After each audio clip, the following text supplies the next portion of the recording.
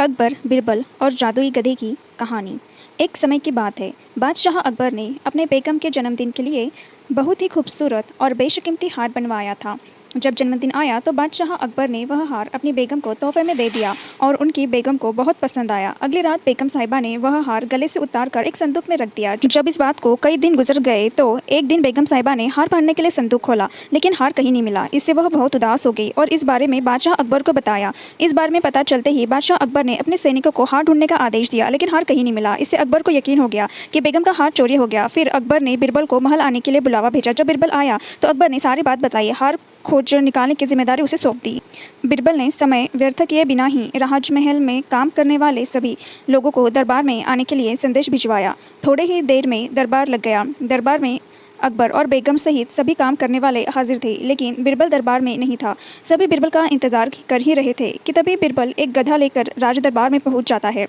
देर से दरबार में आने के लिए बिरबल बादशाह अकबर से माफ़ी मांगता है। सभी सोचने लगते हैं कि बिरबल गधे को लेकर राज दरबार में क्यों आया है।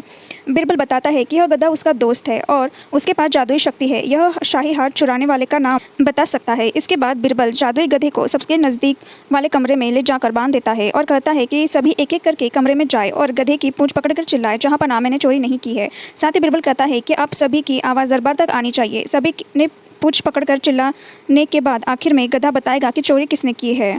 इसके बाद सभी कमरे के बाहर एक लाइन में खड़े हो गए और एक एक करके सभी ने कमरे में जाना शुरू कर दिया। जो भी कमरे के अंदर जाता तो पूंछ पकड़कर चिल्लाना शुरू कर देता, जहाँ पर मैंने चोरी नहीं की है। जब सभी का नंबर आ जाता तो अंत में बिरबल कमरे में जाता है और कुछ देर बाद कमरे से बाहर आ जाता है। फिर बिरबल सभी काम करने वालों के पास जाकर उन्हें दोनों हाथ सामने करने को बोलता है। एक एक करके सभी के हाथ सूंघने लगता है। बिरबल की इस हरकत को देख के सभी हैरान हो जाते हैं।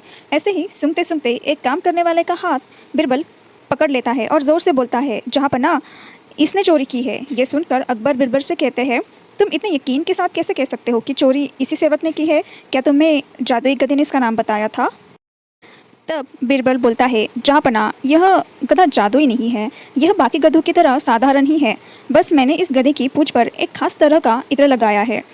सभी सेवकों ने गधे की पूंछ को पकड़ा, बस इस चोर को छोड़कर, इसलिए इसके हाथ से इत्र की खुशबू नहीं आ रही है। फिर चोर को पकड़ लिया गया और उससे चोरी के सभी सामान के साथ ही बेगम का हार भी बरामद कर लिया गया।